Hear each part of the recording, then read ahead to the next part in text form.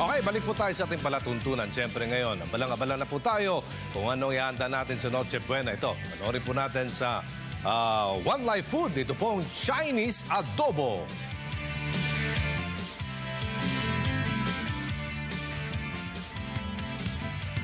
Good morning mga boss! Andito po tayo ngayon sa Baguio at talaga namang ramdam na ang Kapaskuhan dito dahil sa kanilang napaka-presko at napakalamig na klima. At ngayong umaga ay tuturuan po namin kayo magluto ng isang simpleng putahe na pwedeng-pwede nyo pong ihanda sa inyong pamilya ngayong Christmas season. At this morning kasama po natin si Chef Daniel of FOTD. Good morning! Good morning.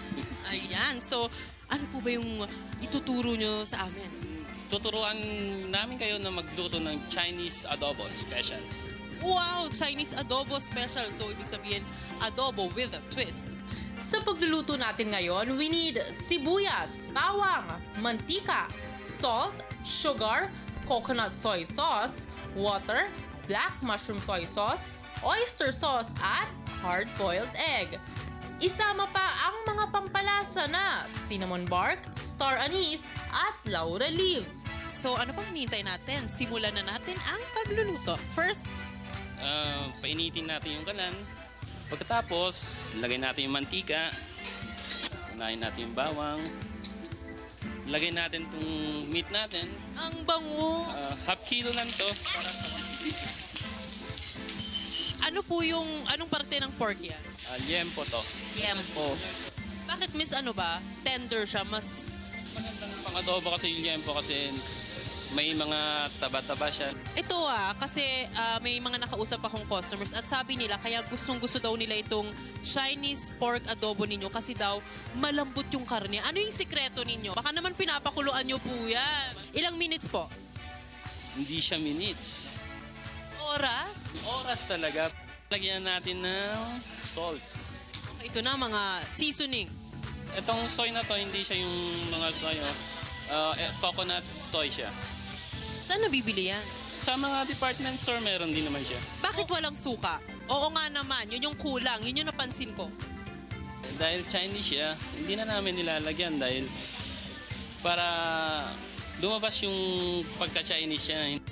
Itong adobo kasi, di ba, pang matagalan to eh. Yung iba nga, isang linggo, talagang naka-store yan sa ref mo. Itong Chinese style adobo mo, gaano katagal siya pwedeng kumaga Isang linggo, pwedeng isang linggo din. Water. Water. Kung minsan, nagluluto tayo ng adobo, konti lang yung tubig natin, di ba? Sa Chinese naman, kailangan marami siya. Pakuluin ng 3 hanggang 5 oras in low heat.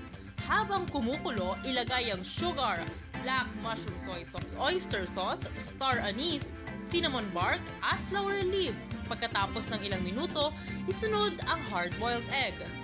After 3 hours, luto ng ating Chinese-style pork adobo. Eto na! Yummy! Carla, okay. Anong hinihintay ko? Tikiman time. Malapot nga yung karne. Masarap. Malinamnam. Kakaiba. Mga boss, pwedeng-pwede nyo to ihanda ngayong holiday season sa inyong pamilya. Very special. Napakasarap. Kaya naman, Chef, invite our viewers to come and visit her. At masarap mo luto. Inimbitahan ko yung dumalo dito sa restaurant namin, sa FOTD. Siguradong hindi kayo mabibigo sa pagkain namin. Maraming salamat, Chef. Thank you so much. Napakasimple at pwedeng ihanda. Ngayong Pasko sa inyong pamilya, itong aming niluto this morning. Ito po ulit si Carla Paderna for One Life.